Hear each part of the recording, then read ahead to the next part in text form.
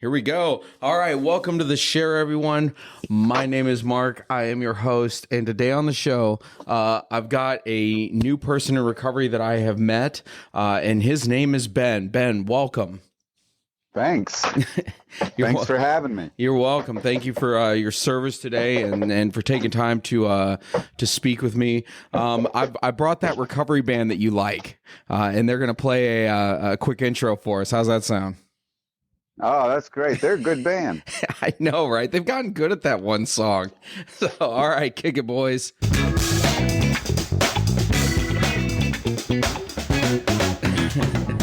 And your other favorite, the studio audience. Thank you. Thank you. Thank you. Thank you. All right, Ben. So, before we jump into this, you're a let's start with the basics. How much time in recovery do you have? Well, I just celebrated 36 years. Awesome. My clean date is January 4th, 1988. Awesome. And you do some very special stuff in recovery from what I'm noticing here online. And you are a recovery artist, a recovery cartoonist. Yeah, that's correct. Okay. Yeah. Well, now what got you into doing these? Well, the story of recovery cartoons, and you can read about it at recoverycartoons.com. I think my wife, she put the webpage together, and it starts off with the story. Mm-hmm, the story goes that I remember when I was working at NIH, National Institutes of Health, and I started drawing cartoons poking fun at some of my coworkers. Particularly, there was a back door where all the employees that smoked went and smoked, and right above them is the National Institutes of Health. So I drew a cartoon, and I labeled it the NIH Think Tank or something like that. Yeah, I'm looking at it right here on the website right here, and I see you got the exit, you got the cars, you got them, and this was your first one then. First cartoon I ever drew, and I put it on the bulletin board. I thought it was hilarious. The smokers didn't think it was too funny, but... Well, it's just the irony of it. You're at the National Institutes of Health. They're out back in the smoke pit doing their thing. Yeah. And so, this was, you said this was in the early 90s. So you've been in recovery for some time, and right. And I'm looking on here, and the next one that you have on the website, it says, sometime later in early 2000, I was joking with a very special friend about long-winded speakers at AA and NA meetings, and you drew a cartoon depicting a person that hogged up the whole hour-long meeting and still hadn't gotten past the first grade while telling a story. And it says then after all that, I entered the first grade, and it shows the people here is sleeping. Can you tell me a little bit more about that story behind that? My good friend Kevin Adams from Winchester, Virginia, I don't know, we were just joking about it, so I went home and I drew it, and it was once again this long-winded speaker saying, and after all that, I entered the first grade. And everybody in the audience, everybody at the speakers meeting is all sleeping, and so that's what I drew that cartoon and gave it to my friend Kevin. And then it was about, I don't know, a few months later, I was just at a meeting and somebody said, hey, we're starting the newsletter back. Does anybody have any stories or cartoons or anything like that? And I said, oh, I got one. And I went and I Xeroxed it and brought it to the committee, the newsletter committee. And they loved it. They published it that month. And then they came back and said, hey, do you know any more? And that's when I did that other one we were talking about. Can you believe it? She broke my anonymity. is the line, and it's some guy that's wearing all kinds of NA T-shirts, got NA bumpers all over his car, AA bumper stickers, and he's all worried about some girl broke his anonymity, right? Like you didn't already break it with all the stuff plastered Oh, everywhere. the guy's a walking billboard. So, anyways, I submitted that one, and they published that one as well in the newsletter. And then they came to me again and said, "Hey, those are both funny. Can you do any more?" And I thought to myself, those were funny, but I'm about tapped out. But then I was just sitting around with my wife talking about the cartoons, and it hit me that hold the phone. I can draw. There's funny shit that happens every day at a meeting. All I got to do is write it down and find a way to put it. And that's where it all started. And I just started drawing cartoons like a madman. So yeah, these are some of these that are great. And I also have the Recovery Cartoons group on my Facebook, and also for the Shares Facebook, I'm attached to it, and I've seen it. And the funny thing is I've had that on there for a while. I never knew that was you.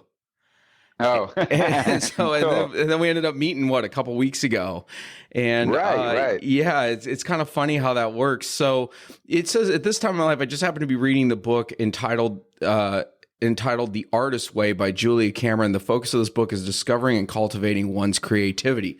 Now, when you came into recovery, were you always an artist? Did you always draw, or had you lost that ability or that want to draw when you came in? Yeah, well, a little bit. I knew that I had it in me, but I didn't know how. I remember I must have only had a year or so, and they did a contest to design a logo for a convention. And I drew one, and it was pretty cool, and it won. It got accepted. And I drew another one, and it was pretty cool, and it also ended up being the convention logo. But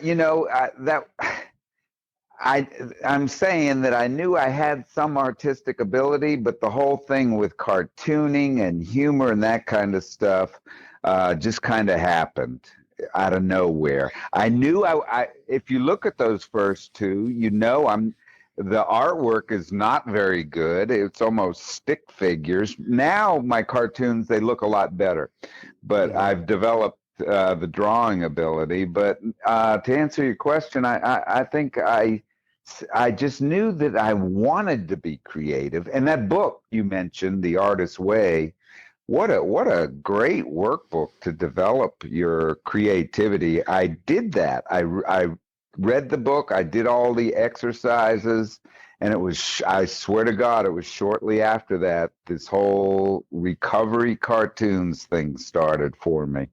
Well, that's amazing. I am seeing a progression in the drawings. And when you, now there's a lot of people that I know in recovery that are artists or, musical artists that are, people that draw, people that do other creative stuff. And what do you notice that creativity does for you in your recovery?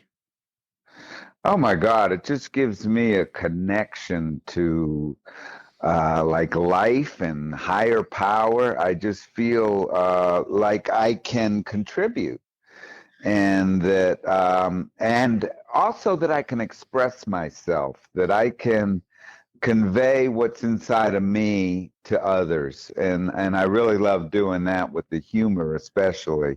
Mm-hmm. They say men like to make other people laugh. Women like men that make them laugh. All right. So I like to make people laugh, and I think that really came out through the cartooning. Yeah, it's when I came into recovery, I always thought like it was going to be doom and gloom, and that's not the case. We aren't a glum lot, and I found actually a lot of humor in life, in recovery, but also too at these meetings, like you say, like things happen at meetings, you can draw about them all day long, like. And now you do NA and AA. Oh, sure. I go to both. I go to an early morning AA meeting most mornings, 6:45 in the morning, and then in the evenings are most of my NA meetings. So I don't know. I love both. I love people recovering. I know some people like to carry the flag. I only go to AA or I only go to NA. Yeah. But you know what? I don't have. I think that at times, like one is my favorite, but the truth is, when I look at the other meetings I go to, I love those people. They're great people. And so I don't really distinguish it much. I do have a sponsor who's kind of the same way. Okay. All right. That's good. Like, I found the message for myself, in AA, but I've been to NA meetings, I've been to AA meetings, and love both fellowships. For me personally, AA is where I found my solution, but I don't mind going to an NA meeting here and there, and I'm not just strictly like, oh, it's only AA, or there are people out there that are like that. Oh yeah. Yeah, but I got to remember, like I have more than just one addiction. Like it's all over the place. Now I see that you like when I'm looking at your website here, recoverycartoons.com, you have a cartoon for each of the steps on here. Yeah, that's on the website. But if you get my latest book, which just got published last week, That's right. Recovery Cartoons, The 12 Steps, each step and tradition has several cartoons mixed into the text, meaning you read a paragraph and then the cartoon sort of accents or gives meaning to the paragraph. It kind of like the paragraph comes alive. So I go through each one of the 12, actually 13 steps. You've got one for the 13th step. Oh, hell yeah. You got to do that one. And then we also in the book is the 13 traditions. Not many people know about the 13th tradition. No, I do not know about the 13th tradition. And now I'm going to have to get the book and find out what the 13th tradition is. That seems to be a weekend of learning new things. I was at a meeting last night and this guy read, we read the promises in the meeting, and he grabs the big book and he says, you know what, instead of reading the ninth step promises tonight, I'm going to read the 12 step promises. And out of the big book, and he starts to read about helping others is the foundation stone of your recovery. A kindly act once in a while isn't enough. And he reads the whole paragraph about the burnt mattresses, the phone jingling. There is some great humor in this. So now with you, now I'm looking here at the one. There was one actually that I really connected to on here, and it was the one you have on the website. And I'm sure there's more in the book. It's for the step 4 one. It's two people sitting at the table, and it says, "Let's figure out who the common denominator was in all your failed relationships." Now, is this something that you drew from experience, like your thought process in this step 4? Of course, yeah. The one thing I wrote about was that every one of my relationships ended. Everyone. Until, of course, I met my wife, Beth, and we've been married now for 24 years. But, I mean, everyone, and I was the common denominator in every one. And the more I did that inventory, the more I realized in my 4th step that my pattern was, I mean, I dated the same woman over and over again. She just had different faces. And my pattern was that I waited for someone to show an interest in me before I even ventured out, because I felt so inadequate and insecure to like go up to somebody and say, "My God, you're so attractive. Would you like to go out with me?" No way could I do that. So I noticed that in my 4th step, that my pattern was to sit back and I don't want. It's kind of pompous to say pick the low hanging fruit, but I mean, I had to have the green light before I even tried. Like, wow, that girl keeps staring at me. Maybe there's a chance. You know what I mean? Yeah. Yeah. It's, yeah, I'm looking at this and like, you just don't, it doesn't, it sounds like, it's obviously it's a step forward, but it looks like it's kind of put into your own words. Like, I'm really understanding this well. The willingness to do this fearless work of writing about our life is evidence of step 3 being put into action. And Yep. I really like that. And if I back this up a little bit and look at the step 3, the implied decision of step 3 is to continue with the program to the best of our ability. This includes working the 12 steps with the sponsor, going to meetings regularly, striving to improve our characters, making amends to those we've harmed, and helping others. Willingness is the key principle of step 3. And in the cartoon that's associated this on here, it says, are you the guy praying for God's help to stop drinking? It looks like somebody getting stopped for a DUI. Yeah, and check out who the officer is. Officer Angel. The officer's name is actually Officer Angel, saying, "Are you the guy praying to God to help stop drinking?" Well, I'm Officer Angel. Here's your DWI. There it is. And and even though like that had happened to me in my life, like that wasn't enough to wake me up. Like I did that, and then it took 10 years of misery to to finally say, okay, I'm done. But for most people, that is the moment. Yeah. Well, I don't know. I'm with you. I had to get beat over the head over and over again before I finally like another cartoon. I saw the light. Mm-hmm. Unfortunately, it was red and flashing. Yeah, that's all right. That's great. It says in here, practicing step 3 is trying to do the next right thing in all circumstances. For me, it can be as easy as picking up trash that I notice, or it can be more involved, such as volunteering my time and energy to worthwhile causes.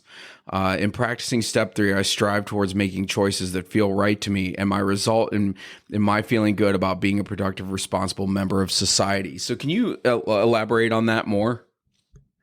Well, I think that, recovery, the process of recovery takes us far beyond just not using and drinking.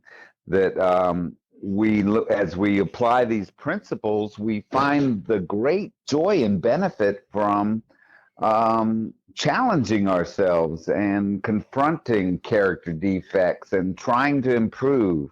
Mm-hmm. I always had the fear that maybe I might not want to do that, because if I try to be good, then what? Then will I lose my right to act like a fool if I want to, or if I give up that character defect, does that mean I can't go back and never do something I might like? Mm-hmm. Another cartoon actually kind of puts it in a nutshell. It's two women looking up at the list of character defects, and one of the women says, "Who the hell's stupid idea was it to put lust on the list?" I'm looking at it right now. Well, like, okay. So character defects are the one. It's like, really, I got to give that up, and and I've also heard there's the ones you secretly like, but with step 6 and the character defects, like, what were some of the ones that you found yourself like having the hardest time working on in recovery? Well, the biggest one, and it's still today, is the resentment towards my father. I just cannot shake that. I've written about it. My first 4th step, when I had about 3 years sober, I wrote in depth about it, and he's been dead now 9 years, and I still struggle with some ongoing resentments. So, and what that resentment does, the character defects is it puts me in the victim role. And that victim role means I don't have to do anything about my situation because it's not my fault. And that victim role can show up in different ways over and over and over again. It can happen with my wife. It can happen at work. It can happen in traffic.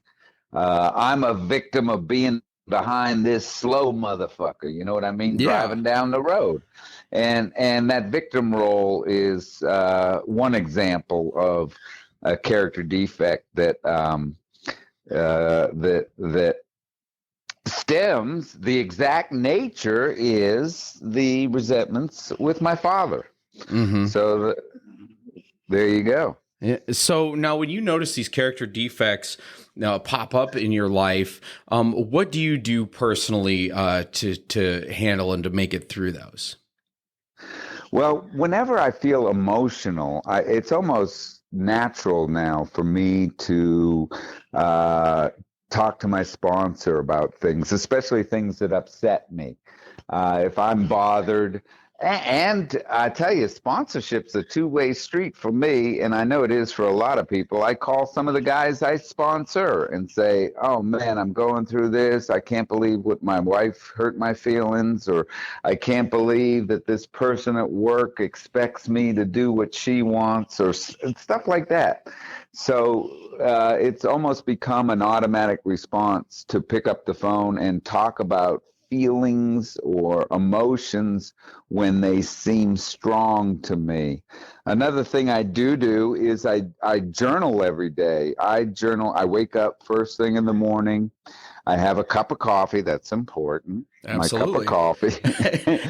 But with that cup of coffee and the time it takes me to drink it, I read two daily meditation books. I got my favorites, but any daily meditation book will work. You know, I like the 24 hours a day book myself.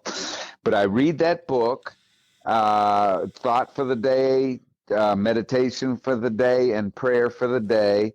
It takes me maybe a minute or two, and then I journal for a few minutes. And my journaling is pretty much a diary of such. I write about what I did the day before. I can't be one of those that do 10th step at night because my brain just doesn't work at night. So I do it the next morning with my cup of coffee, and I talk about the previous day and what I did, and anything like what you're talking about, things that are upsetting me or things that I notice about myself, things I need to work on, dishonest behavior, lying behavior.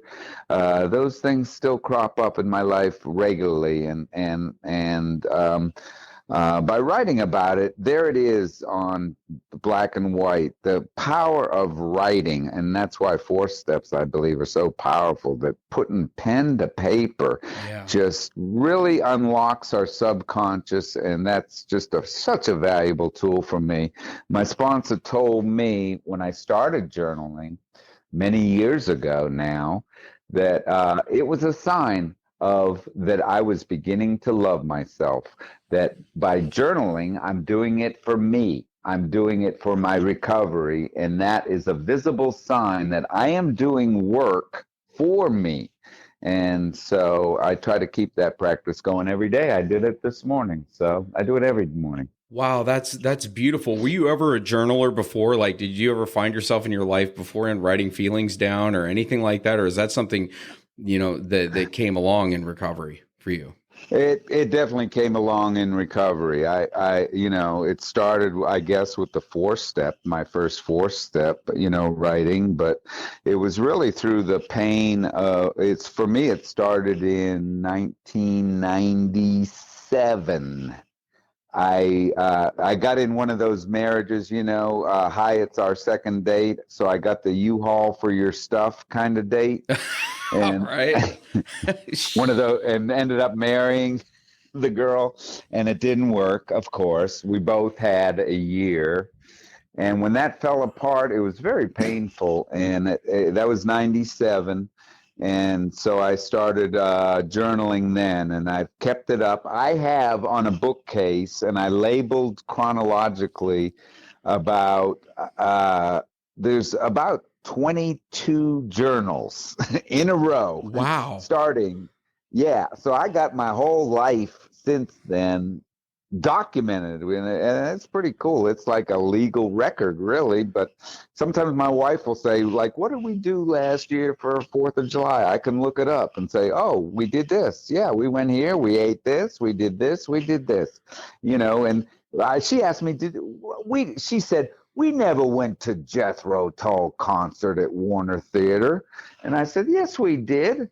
And I looked it up, and it was way back. It was like 2006, but I looked it up. I Googled, when did Jethro Tull play at Warner Theater, and it was like 2006. So I got out my journal. I looked up the exact date, and it said, Beth and I ate at such and such restaurant. Then we went to Warner Theater and saw Jethro Tull.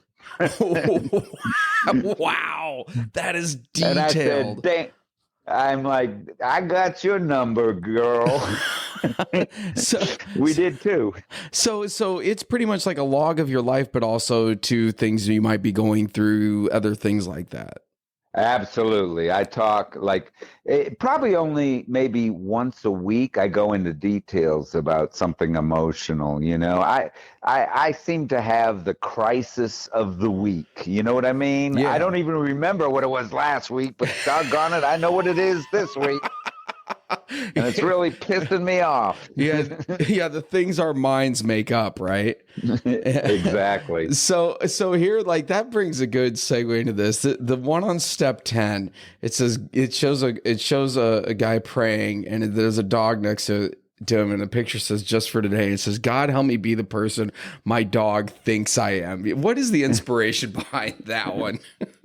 Oh, that's my dog, Jenny. I had a Jack Russell who just thought of the world of me, and I loved her. And it's really about that unconditional love, and it's this, I could say the same thing about my sponsor, Bill. That unconditional love. I wish I could be the person that he thinks and believes in me, and I don't always feel that way about myself. Yeah. Yeah. And so when you don't feel that way, when you feel that way about yourself, it looks like you turn to prayer.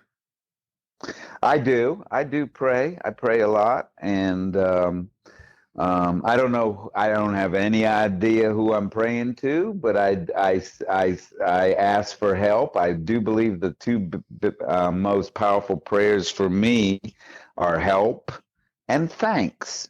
And when I say help, oh my God, I don't know if, like, God, I hear you, Ben. Okay, I'm gonna fix it for you. I don't believe that at all. Uh-huh. But what I do believe is my attitude changes to where I'm more open to the solution rather than staying stuck in the problem. So when I pray for help, I think my attitude changes. And the other thing about God is I don't know if God really has human feelings like people like to receive thanks and praise, and couldn't have done it. I rely on you. I don't know if God is really like that at all. Yeah. But the same thing when I have gratitude, it's like making a gratitude list. When I say thank you, God, thank you for my sobriety, thank you for today, or whatever, when I pray that prayer, thanks, I believe my attitude about and connection to life just shifts and becomes I feel all that more connected and grateful for my life. Yeah, that's powerful. That's very powerful. In fact, the Step 11 cartoon that you have here on the website, I'm looking at it right now. It says, "You handle it, God. You'll be up all night anyways." And it says, "Let go and let God" on the wall. But below it, I like your words that you put. My sponsor suggested that Step 11 aims to clear barriers in my communication between myself and the God of my understanding, no matter how much or how little I felt connected to God. Step 11 encouraged me to seek to improve that conscious contact through prayer and meditation in the beginning of my recovery. My sponsor suggested for me to go into a dark room with no distractions, close my eyes, and try to feel some sort of connection with my higher power. What does that connection to your higher power mean to you? Well, that was his suggestion. It was back when I had less than a year, and I definitely came in with what they call the God problem. Mm-hmm. And he said, "Well, erase that tape." I had all kinds of crap as a child, going to church and all that. That was just horrible. It was abuse is really what it was. I can tell you more about it. It was horrible. And he said, "Well, erase those tapes and let's just start over and do that. Go home and find a dark place and close your eyes and just try to connect. And whatever you feel, build on that.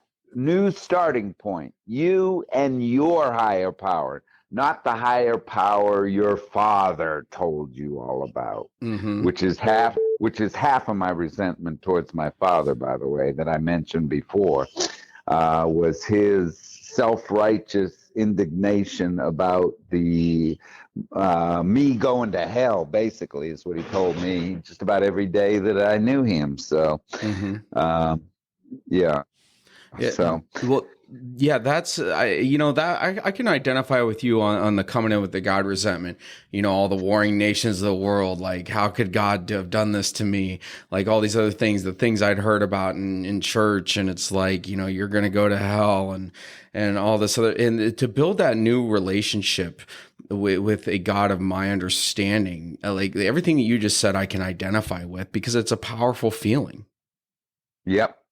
And the one place that really connected with me, because I didn't get the whole, I was raised Catholic, and they told you, if you touch your penis, you're going to hell, and it's like, damn.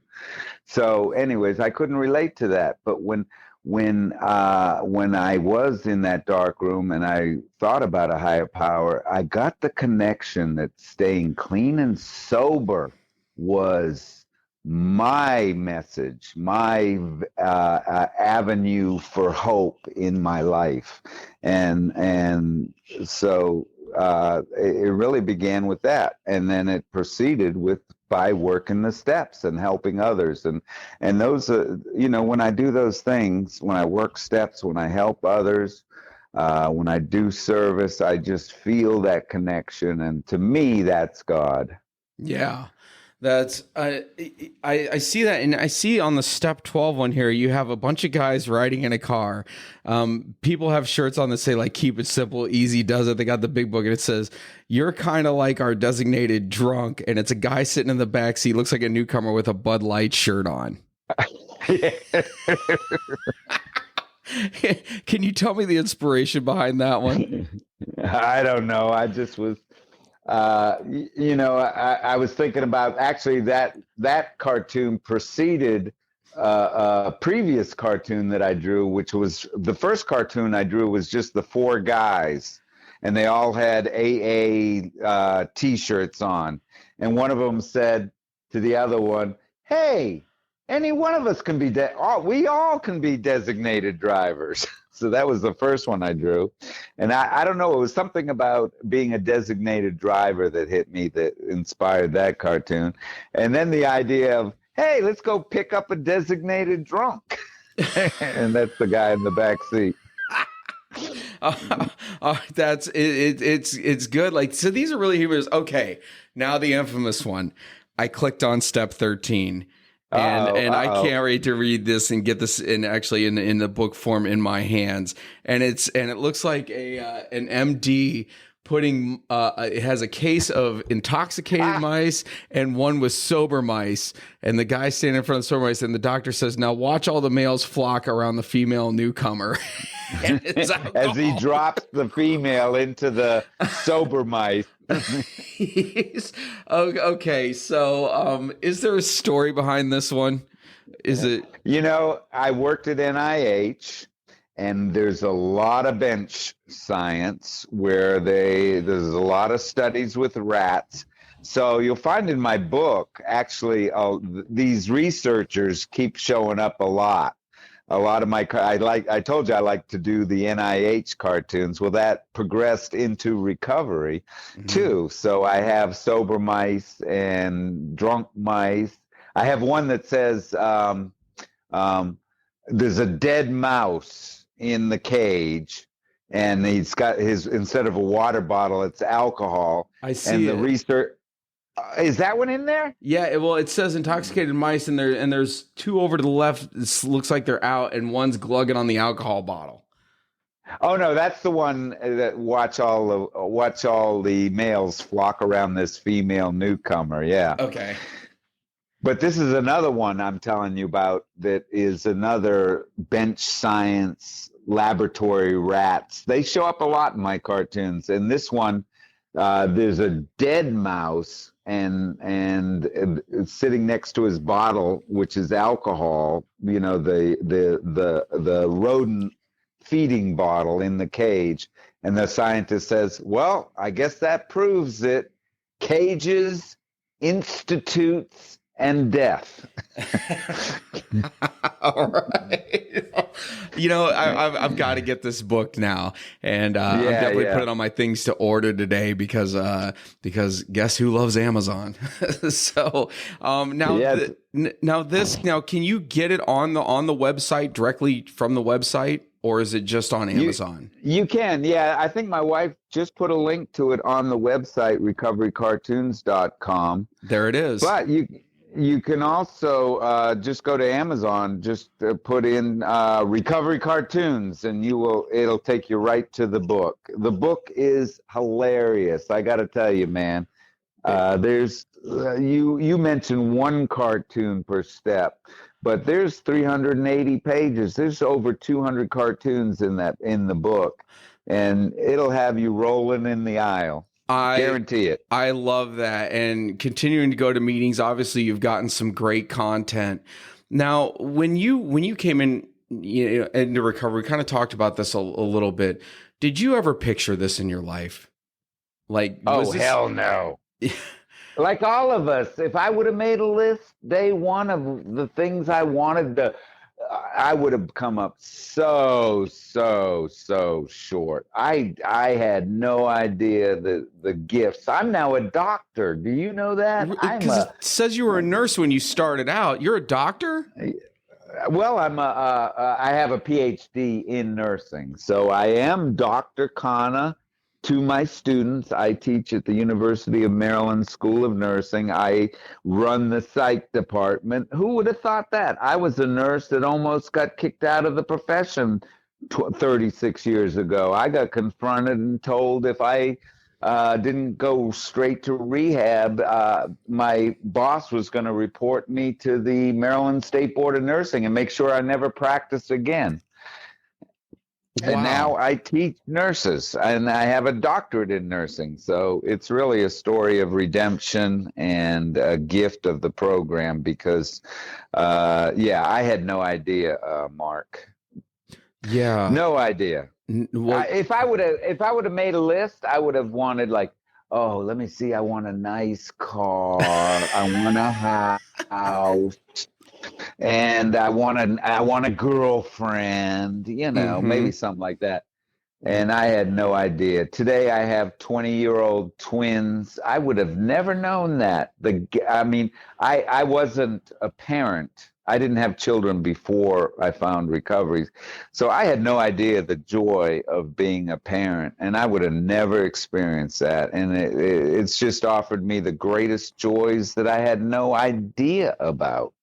Yeah, and as far as like the internal things that you have received from recovery, like if you look back at some of the way you felt coming in and the way that you feel in life now, like what are some of the internal things that recovery has given you? Well, we can start real basic with love. I get to experience love today. When I was drinking, I didn't even know what that word meant. I thought it was like family obligation, or it was some avenue to where I could get some sex, or I had no idea. Today, I feel love. I give love and express love, and it's just wonderful. And like I said, I had no idea what that word even meant, never mind feeling it. So on that very basic quality, love. What a gift! What a gift! Love is a very powerful thing. Just yet love all the way around. Well, this looks like a lot of these cartoons are written out of love. Like they're humorous, they touch on certain subjects, but it looks like it's for the love of the recovery. It's for the love of self-care, and like the way that you have this wrapped in with steps, traditions, and everything like this. It's incredible. It's incredible how you've done this. Yeah, I'm really proud of it, and I encourage your listeners to check it out. Once again, the title of the book is Recovery Cartoons: The 12 Steps, and I'm actually following up that book next month with another book called Recovery Cartoons: Addiction Research, which follows my dissertation and interviewing people in AA to their it's all about humor, the culture of humor, and how humor helps people connect to AA, how humor keeps people there, and like my friend Huey always says, to really stay clean and sober, we've got to find he calls it our Saturday night. What he means is having clean, sober, fun, laughing, really laughing and enjoying life is so important to experience in recovery, or we run the risk of looking at in the wrong place, and so I think that's one of the gifts of love within my artwork, is expressing that joy for life and love. So That is yeah. that is beautiful, and you're right. Finding laughter and finding love are so big, and laughter, especially with the meetings too. Like when somebody just says something either off the cuff in a meeting, or or like an old timer just says something that just really hits home, or you hear that new thing that it cracks you up. It's a beautiful thing. It reminds you that life is good. Oh yeah. And that's the key to my drawing cartoons. My wife said, when we were discussing it way back when I told you I drew those 2 cartoons, but that's about it. And then we said, well, hold the phone, I can draw all that shit. And my wife said, all you got to do, Ben, is write it down as soon as you hear it, and then when you have the time, you draw it. And you're right. Every meeting I go to, there's 2 or 3 boisterous laughter episodes where people, and it's all different reasons. It can be accidental humor. The person can be trying to be funny.